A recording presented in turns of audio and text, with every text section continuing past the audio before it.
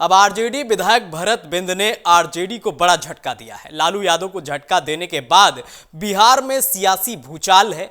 पक्ष और विपक्ष के तमाम नेता एक दूसरे पर सियासी वार पलटवार कर रहे हैं और कई नेता तो ये भी कह रहे हैं कि जब बड़े नेता पाला बदल सकते हैं तो हम छोटे नेता पाला क्यों नहीं बदल सकते हैं। यानी कि अभी कयास ये भी लगाया जा रहा है कि और भी कई नेता इधर से उधर हो सकते हैं, यानी कि महागठबंधन का साथ छोड़कर कई नेता एनडीए में अभी जा सकते हैं। लेकिन क्या कुछ होगा उस पर तो नजर रहेगी, लेकिन सुनवाते हैं इन तमाम नेताओं के बयान आपको। तेजस्वी यादव जी ने कहा था कि खेला होवे, तब इनके दल में ही खेला शुरू हो गया है। लालच की कोई प्रकाष्ठा होती नहीं है। चुनाव का समय है, लोग आवागमन में विश्वास करते हैं। उसको 2024 के चुनाव के बाद में चुनाव कराना ही नहीं है। भाजपा अगर लोकसभा का टिकट देगी तो मैं सोचूंगी। अभी नरेंद्र मोदी जी प्रधानमंत्री हैं तो राहुल जी से बड़ा है ही है।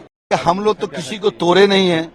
तेजस्वी यादव जी ने कहा था कि खेला होवे, तब इनके दल में ही खेला शुरू हो गया है। हम लोग इनको एक खिलौना देते जा रहे हैं कि तो खेलते रहिए।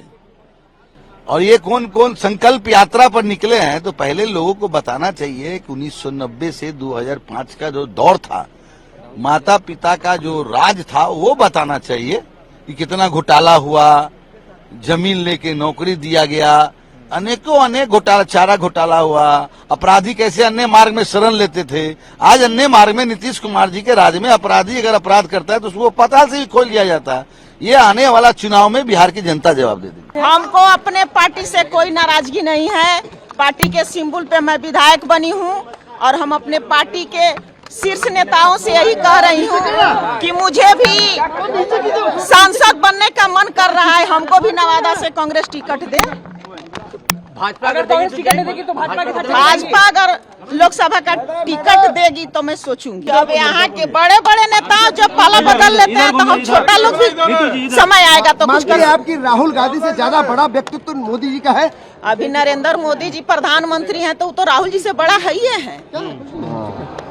इसमें कहने की क्या बात है। टिकट की मांग कर रही है, किसी बातचीत हुई है आपकी?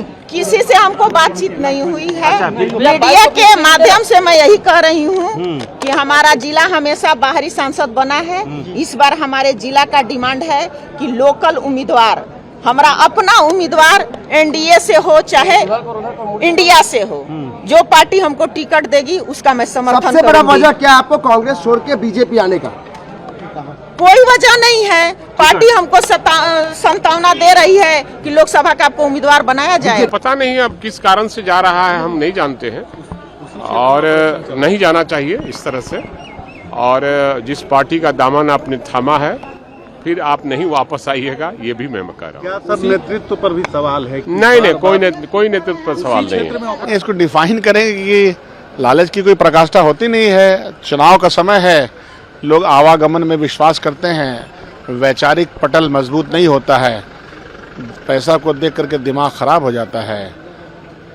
तो यही उसकी मिसाल है। ये सब पहले कांग्रेस फिर आरजेडी, क्या अगला नंबर किसका होगा? ये मिसाल है। अगला नंबर तो भारतीय जनता पार्टी पास होगा ना, कहाँ है किसका है, क्योंकि ये चीज़ें तो विश्वास पे चलती हैं और विश्वासघाती लोग इस तरह से घात लगा करके तमाम रिसोर्सेज का, टिकट का इस्तेमाल करते हैं। पद प्रतिष्ठा पाने के बाद अगर जाते हैं तो जाहिर सी बात है कि इसको क्या कहा जाएगा? ये क्या है, इसको मतलब गंदी राजनीति कहेंगे? नहीं, गंदी राजनीति तो गंदी, भ्रष्ट, लोकतांत्रिक व्यवस्था को कमजोर करने वाली, और भाजपा इस तमाम खेल में शामिल रहती है। उसको कोई मतलब नहीं है कि देश में लोकतांत्रिक व्यवस्था बनी रहे। इनकार नहीं कर सकते हैं क्या कि भाजपा आने वाले दिनों में जेडीयू को भी तोड़ सकती है? हाँ, जेडीयू को भी तोड़ सकती है। अरे वो कुछ भी कर सकती है। उसको 2024 के चुनाव के बाद में चुनाव कराना ही नहीं है। तो वो जिस लिहाज से आगे बढ़ रही है, तो वो तो खतरा मंडला रहा है हमारे एक जो पूरी डेमोक्रेटिक प्रोसेस है इस देश में। पक्ष है, विपक्ष है, आवाज है, जनता की आवाज है, सबको सुला देना चाहती है वो। इसका खमियाजा देश की जनता को ही भुगतना पड़ रहा है ना। कल को कोई विपक्ष, कोई आवाज नहीं रहेगी। अगर आप ये वीडियो YouTube पर देख रहे हैं तो हमारे चैनल को सब्सक्राइब करें और बेल आइकन को दबाना ना भूलें। अगर आप Facebook पर ये वीडियो देख रहे हैं तो हमारे पेज को लाइक करें।